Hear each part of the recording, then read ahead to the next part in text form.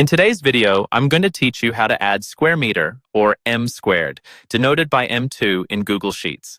This is a handy technique, especially if you're working on projects involving measurements, calculations, or real estate listings.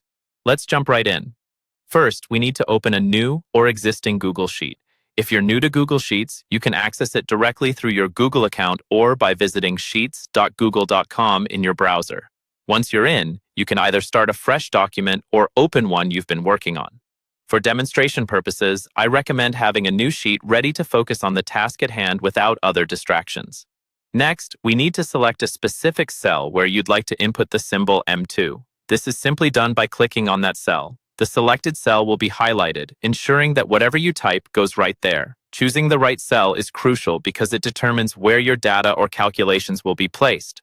For the sake of practice, any cell will do, so feel free to click any random cell and follow along.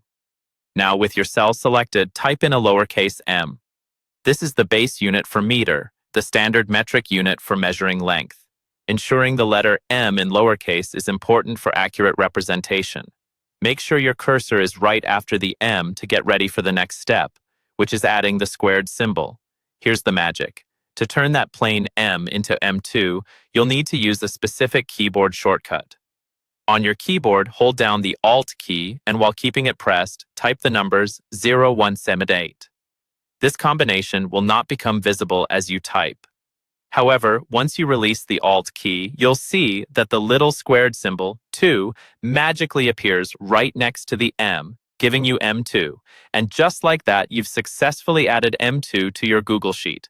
This method is incredibly useful when you need to represent measurements in square meters without having to type it out in full words each time.